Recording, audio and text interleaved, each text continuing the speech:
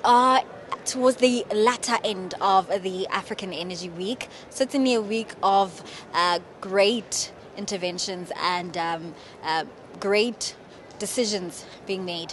Your wrap of the week, and in your opinion, how does this year fare in comparison to last year? This is an amazing year.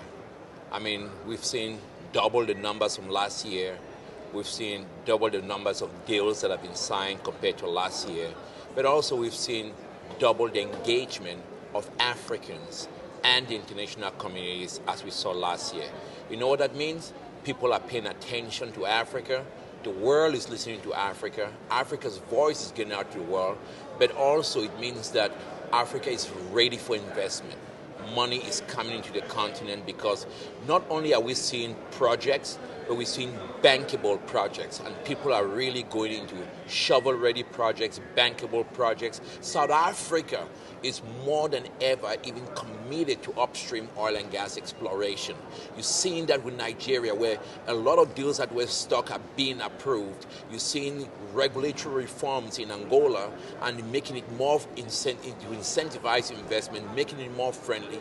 You're seeing Namibia continuing its trajectory of new discoveries, new players like Petrobras coming into Africa, African players acquiring assets from international oil company. I'm excited about what I see here. I'm excited about what's going on, and I think the future is just better, but we need to work hard at it to keep it going. I also want to circle back when you officially opened the proceedings and your welcome address on day one. I understand a recurrent theme was you saying drill baby drilled. I want to tap into that particular saying and also the follow-up event or demonstration where climate activists were, I guess, putting forward their agenda against that statement. Your thoughts or your words on that? Drill baby drill is very important because we need to have a drill baby drill energy policy that's going to help.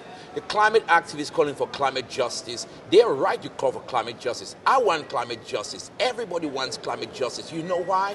We've produced less than 3% greenhouse gas emission. We should not be tagged as the climate criminals of the world. So while these latte liberators believe that we should stop producing oil and gas in Africa, they should be looking at the United States that is funding this protest against us. Europe that is funding this protest against us. They're using coal. They're giving out licenses in the North Sea in the United Kingdom. They're opening new coal mines in the UK. The US is the largest producer of oil and gas. How dare they turn to Africans with 600 million people that don't have no access to electricity, 900 that have no access to clean cooking technologies, and tell us to stop. We can't stop. We need oil and gas to drive up Africa's industrialization. We're not against decarbonization, but guess what? The wealthy nations need to decarbonize. African nations need to industrialize. That's why drill, baby drill is important.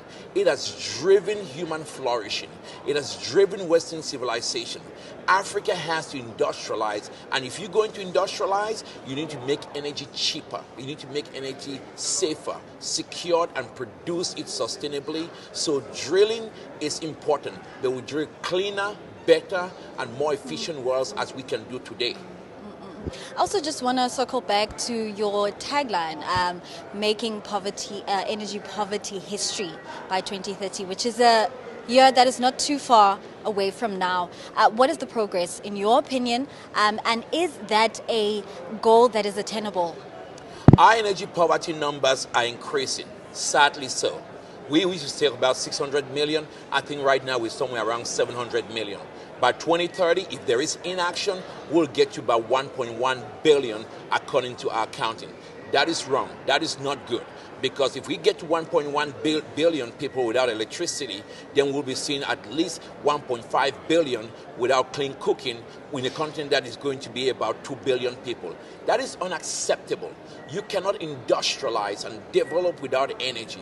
That's why making energy poverty history, it's so important. You make energy poverty history, then you talk about a transition. Where do you want us to transition to? From the dark to the dark? Nobody wants to breathe clean air in the dark. They need to have energy. South Africa, Africa's most industrialized country, used to go 8 to 10 hours a day of load shedding without electricity. That is unacceptable.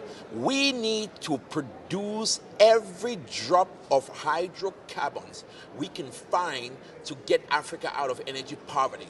But also we need to ask our governments to provide market-friendly policies. We need to look at free markets, limited government, individual liberty. We need to look at fiscals, tax incentives, because when we do that, we make it attractive. You know, money is not competing today between Mozambique and Zimbabwe or Nigeria and Ghana.